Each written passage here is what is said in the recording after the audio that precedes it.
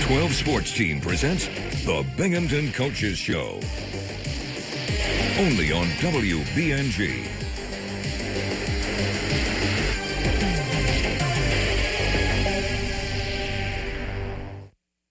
Good evening, and thank you for joining us once again this month for the Bearcats Coaches Show and our conversation with the Binghamton University coaches. Tonight, I'll sit down one-on-one with Bearcats wrestling head coach Kyle Borschoff. We'll look back at his decade on campus, break down this year's team, and look forward to the future of Binghamton wrestling. Plus, we'll preview this week's America East Championships. Both swimming and diving and track and field are looking to capture conference crowns.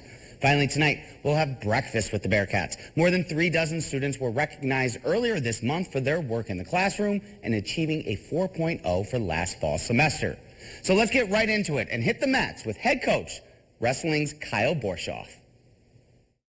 Thank you for joining us once again as we are here at the Bearcats Event Center on the Vestal campus, sitting next to Kyle Borschoff, the head coach of the men's wrestling team, as we get ready for the stretch run of all the sports that are going on over the winter time. Coach, I appreciate you giving us a few moments here as you guys get ready for the home stretch of the season. So first and foremost, as we get ready for the last couple of meets into EIWAs and the NCAAs, how has the 2024-2025 season treated the Bearcats this year?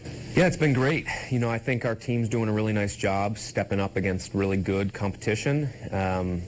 We lost, one of the leaders from the team last year who's moved into a coaching role, so it's kind of the first year for me that we've not had Louis on the team, and it's been great to have him as a coach, and he's done a tremendous job making sure our guys are ready to step up. And I think overall the season's been successful. I think when you look at our dual meet record, it's a little bit deceiving. We've wrestled a lot of top 20 programs, so we have a number of nationally ranked matches throughout the season, a lot of them that we've won, some that we've lost, but it's all been helpful in our preparation for the end of the year.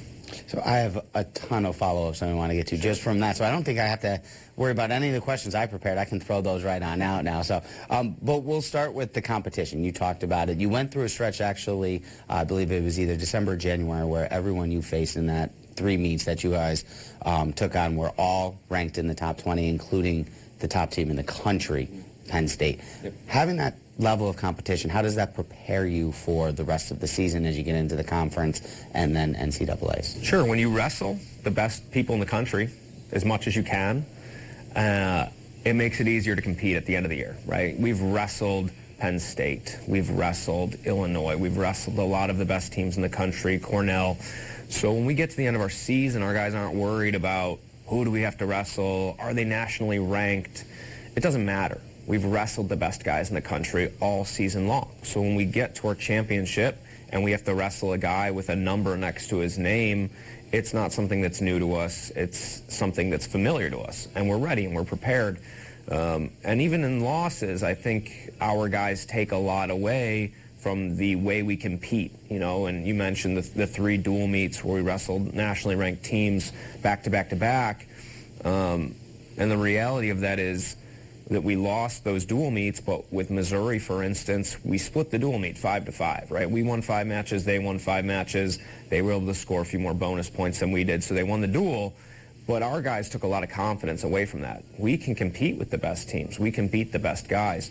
And they just used that dual meet to have success, as we moved into that next event that we competed in, beating the University of Maryland, who then went on to beat Michigan and Michigan State the next weekend, right? And it's just, we've put ourselves in position to be ready for anybody that we have to compete against. You talked about beating guys with a number next to their name, who you've had a number of your guys be able to do that this year. You've had 4 EIWA Wrestlers of the Week, 3 guys winning it 4 times. That confidence when you, 1, win an award, 2, win against a ranked guy, how does that kind of trickle down to the rest of the team? Yeah, it's huge, right? It gives everybody confidence that they can look at the guys that are alongside them, the guy that's training next to them, and see him beat a nationally ranked opponent. And then you start to realize, am I doing everything that he's doing? He's practicing next to me. Am I working as hard as him? Am I doing things as well as he is? If so, then why not me why not me next? Why can't I be the next guy to knock off a nationally ranked guy? Why can't I be the nationally ranked guy?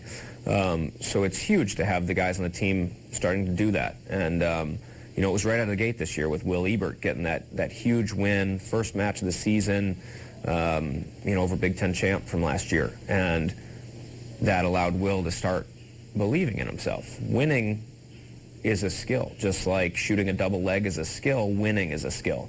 Winning against nationally ranked guys is a skill. So the more that those things happen, the easier they become. You mentioned Lou, that last year was on the team, now a part of the team on the coaching staff, being able to bring his experience, able to bring his knowledge. And you talked about it, a guy that they wrestled against and competed against and practiced against for the last 3-4 years.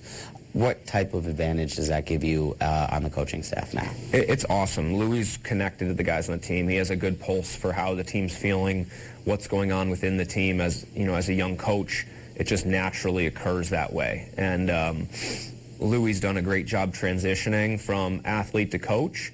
And we were I didn't know what to expect with him coming off the team as a guy we always relied on to get a win, right? Who's going to be the next guys to step up? And I think our team has done a great job this year, and I think there, should be a lot of credit going to Lou and Coach Schuyler to help prepare our guys to get those big wins and just kind of to fill them with confidence by being in the practice room, by having their hands-on during practice, right? Louis still in there wrestling with Brevin and Will and Cade and Corey and as is Sam. So to have those guys in the room as a resource to kind of, test you physically is really important, and I think that's helped us immensely this season. So you've been on the bench as a head coach for 8 years, but now coming on a decade here on the Binghamton campus. How have you seen the campus transition and change, and the program transition and change in that decade here now? Well, I'll go the program first, right? My first year on staff, we finished last at the EIWA championship. 16 out of 16, I believe. We had 16 at that time, right? So we went from a team that was dead last in the conference my first year here to being a team that's become nationally successful and having a presence, not just athletically, but academically. Last year we finished with one of the top GPAs of any wrestling program in the country. We had the most academic All-American award winners that we ever had in program history in one season. So I think the team has done a tremendous job evolving and getting better both academically and athletically. The campus is incredible. President Stanger's done an amazing job here growing this campus and providing resources to the athletics division. And I think that anybody that's been here for an extended period of time has just watched this place explode. Everything's growing. Things are getting built every year. Every fall there's new things that didn't exist the spring before. So I think there has to be a ton of credit going out to the leadership at this university. We've exploded onto the national rankings academically as an institution, and I think that people see that. I would say the one thing that's changed the most for me as a coach over the past 10 years was when I first got here, almost the entire team was from New York State. And over the past several years, we've started expanding our presence with people from all over the country. And I have more guys from different states and different places reaching out to me than ever before. I think in New York State, Binghamton's always been a big name and a household name, and I think that name is starting to expand and explode across the country, and that's going to continue to improve our athletics division here on campus as our name and our brand continues to grow, and under the leadership of Mr. Marshall. He's done a great job just making sure that we have what we need in athletics to be successful, to compete with the best teams in the country. And then just last question here for you. I know just recently you guys were able to celebrate Senior Day, say goodbye to a few guys here that spent their career as part of the Binghamton University family. What was it like, what is it like, not just this year, but every year as you get say goodbye to the guys that help build this culture and help build this program? Sure, yeah, it's interesting, right? Because with these guys, the guys that we honored this year, Corey Day has been here for 6 years. Brevin Casella Corey wasn't part of Senior Day. He did that last year, sorry. Brevin Casella's been here for 5 years. Ivan Garcia, 5 years. Micah Rose, 5 years. Nate Lucier, 5 years. And over that time, I've changed as a coach too, and it's been an interesting group of guys for me, right? And early in Brevin's career, he and I used to wrestle each other in practice most days. And as time has caught up with me a little bit and he's gotten better and bigger and stronger, those days have become few and far between, right? So it's one of those things where in our sport, you literally bleed together, you sweat together. It's a close contact. It's a different type of sport, right? So I think the relationships that you build with athletes in our sport is truly unique. And I have those bonds with all of those guys that have finished with our program this year, because every single one of those guys are a guy like Brevin, where at some point in time, they and I had been basically in combat and practice, right? Trying to fight for points and fight for positions. And over the past few years, like, that role has changed for me a little bit to be more of a mentor, because I can't be on the mat as much as I used to be. So it's been incredible to have those guys in the program. They've certainly helped put our program on the map by having tons of success, doing an amazing job. It'll be hard to lose those guys. You know, every year I wonder, when Brevin graduates, who's going to fill in, right? How are we going to fill that hole? And we went through it last year. We talked about Lou, but we also lost Jacob Nolan, right? And how are we going to fill those two holes of these guys that have been so good for our program for so long? And then the answer becomes Will Ebert, right? And then the answer becomes Carter Bear. So I never really know what's going to happen the next year, other than the fact that I have confidence in knowing that every year that I've been here, we've had guys step up and take on the challenge of the type of schedule that we wrestle and start to have successes. Well, if you and Brevin go on the mats one more time, Rocky, Apollo Creed style, we hopefully look forward to being there as well. So you're welcome to come watch me beat Brevin up one last time any day. You know, we were asked recently in a different interview who would win, and I confidently say I would tech fall or pin Brevin easily in that match. Because I think, as the saying goes, I'm not as good as I once was, but I'm as good once as I ever was. And Brevin would tell you the opposite. So, well, hopefully Brevin is listening, watching right now. And yes, if that match does happen, you can find it right here on WBNG. And don't go anywhere. We're going to be right back on WBNG with the rest of the Bearcats Coaches Show as we get you ready for the America East Conference Championships, both with swimming and diving and track and field. So don't go anywhere. We will be right back. Stay tuned. The Bearcats Coaches Show is back right after this break.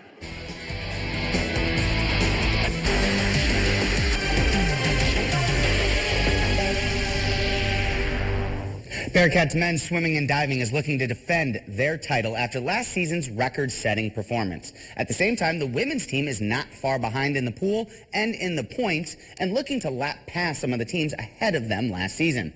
12 Sports' Michael Villegas gives us a look at the Bearcats' preparations heading into this year's America East Championships. Bearcats men's and women's swimming and diving are heading to the America East Championships on Wednesday, and sixth-year head coach Jerry Kaminsky has a simple message to his team before the four-day event. Just relax and you know, be ready to go. Think about what we got and stay loose and, you know, kind of band together and be ready to race. You know, and it's going to take a full team effort, and they know that. So support each other, take it one race at a time, and, you know, see where the chips fall. Coach Kaminsky is focused on this year's squad, but points out the differences he sees from last year's talented roster. On paper, we've got the potential to be maybe a little deeper than last year's team. You know, we're a well-rounded group. We've got depth in just about every event. The men's team is entering this year's America East Championships as the defending champs and don't need to change much as they try to go back-to-back. The preparation's pretty much the same. You know, we've got about half our men are freshmen this year, so it's new for a lot of the guys. So just taking them through the process and you know, how we prepare for our championship meet is pretty similar every year, and just taper them down and show them how it feels to go fast and get them ready. Senior Eli Lanfear knows how it feels to go fast and has been doing so ever since his days as a Shenango Valley Warrior, but will now try to finish out on top in his last conference championship as a Bearcat. He was certainly a good quality swimmer coming out of high school that we're happy to get, and you know, he had some growing pains his freshman year. I remember his first, you know, mid-season meet was shaky and I think just, new and a different experience for him and to see him grow from that. And, obviously he's been huge in the pool. He's been a stud for us, basically all 4 years, but he's definitely grown into that leader and kind of the pulse of our team, which is great. Former Maine Endwell Spartan Maria Pignatelli has really stepped up this season, according to her coach, who says he looks forward to seeing what the junior does come Wednesday. She's done everything right. She's always worked hard, been here, putting the work in, works hard in the weight room, just clicked. And sometimes that happens. She's just ready to go. She's had her best year throughout dual meets, mid-season. Our last home meet, she was as fast as she's ever been. So we're excited. I'm not sure what she's going to do, but I know it'll be exciting. Coach Comiskey says at this point, all the work and preparation has been done. And it's just about going out and competing. Right now, you just look at what everyone's done so far this season and kind of see how you fall and how things will work out. But, really what we've done since August, meet-wise has no, perspective on this meet. So whoever shows up and has the best 4 days will, stand at top at the end. So we'll see. The America East Championships will take place Wednesday, February 19th through the 22nd in Lexington, Virginia. In Broome County, Michael Villegas, 12 Sports. Coming up, we hit the track and take the field as the Bearcats head to Boston for this year's America East Championships. Don't go anywhere. The Bearcats Coaches Show is back in just a moment.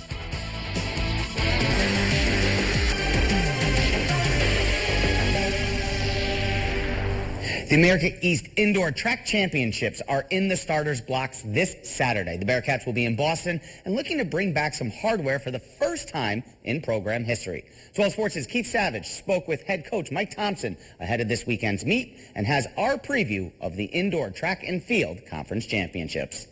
Hopefully it makes them realize that, you can come to Binghamton and you can become that person.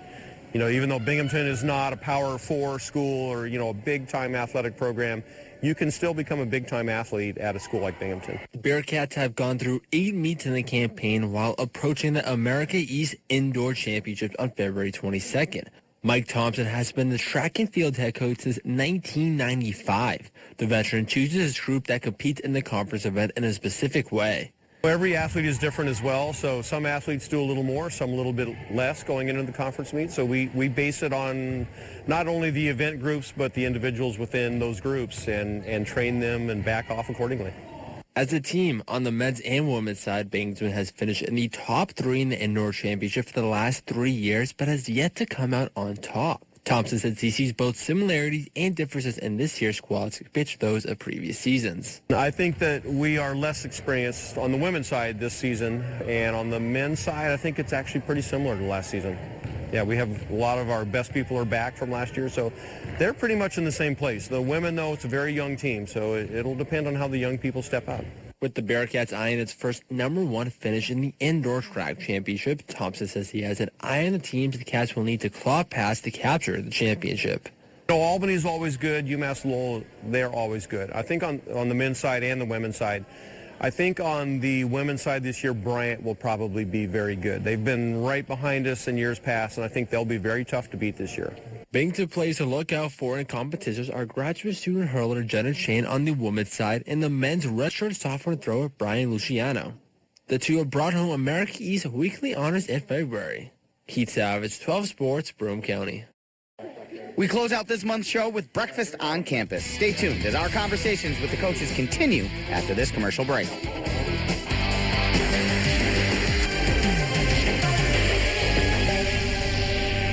Thank you for staying with us tonight. We wrap up our evening on the Bearcats campus with a bit of breakfast. Earlier this month, more than 36 Bearcats were recognized for their efforts in the classroom. We were on hand for the semi-annual celebration and the last to be held under President Harvey Stanger's tenure.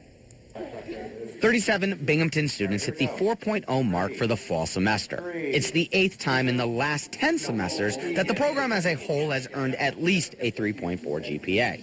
Along with the students, members of the coaching and administrative staffs joined them in a morning meal and celebration. Seeing people like this and being surrounded by great role models and people that have similar drives and ambitions. It is inspiring. Obviously, we have to put a lot of work in, especially being in season.